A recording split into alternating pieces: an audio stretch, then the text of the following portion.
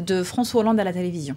Le président a profité des commémorations du 14 juillet pour dire en quoi va consister son programme pour les prochains mois. Programme que le Figaro résume en un assez lapidaire. Les impôts, c'est maintenant. Le gouvernement va soumettre aujourd'hui à l'Assemblée un budget rectificatif qui va effectivement impliquer un premier tour de vis fiscale en matière d'impôts sur la fortune, les successions ou encore les heures supplémentaires. Mais non, tout ça, ça n'est pas de la rigueur, c'est un effort juste, a dit samedi François Hollande, qui est revenu aussi ce week-end lors de son intervention télé sur les licenciements qui ont été annoncés la semaine dernière chez PSA, en proclamant que l'État, non, ne laissera pas faire. Karina vient de nous le dire, déclaration qui laisse songeur le Figaro, qui se demande ce que peut réellement faire l'État dans cette affaire. Entrer au capital, ça ne servirait à rien.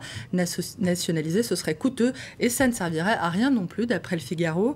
Que peut bien faire l'État pour les salariés de PSA? C'est une question qu'on se pose aussi du côté du quotidien catholique La Croix, qui consacre tout un dossier au levier dont dispose le gouvernement pour agir.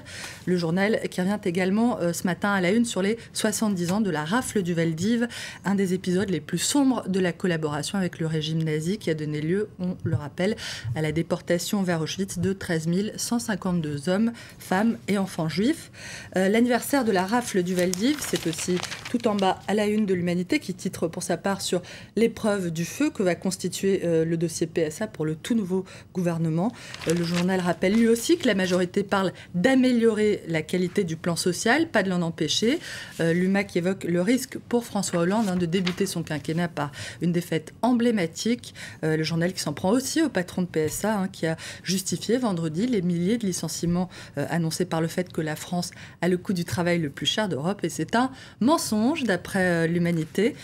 Impôts, PSA et défense, c'est à voir du côté des Échos qui explique que les contraintes budgétaires vont aussi obliger la France à une nouvelle révision de ses ambitions stratégiques et militaires. Les années 2012 et 2013 s'annoncent très difficiles, préviennent les Échos. Et le journal fait état de l'inquiétude qui saisit en ce moment l'armée et surtout l'armée de terre qui craint de passer sous la barre des 100 000 hommes. Du côté de Libération, c'est la rébellion syrienne qui fait la une. Le journal s'est rendu dans le nord du pays, à la frontière turque, où les insurgés assurent qu'ils continueront de se battre jusqu'au bout. C'est un reportage qui a été réalisé au lendemain du massacre de Tremsa qui a fait, on le rappelle, plus de 150 morts et c'était jeudi dernier. Pour terminer, mesdames, je vous propose d'aller jeter un petit cil au monde merveilleux de nos amis footballeurs. Le Parisien nous livre la proposition de salaire annuel que le PSG a faite à l'attaquant Zlatan Ibrahimovic. 12,5 millions d'euros, 12 millions et demi d'euros. Une paille, mesdames, en comparaison de ce que va coûter au club le transfert du Brésilien Thiago Silva. 46 millions d'euros, effectivement. Pas de crise du côté de nos amis footballeurs.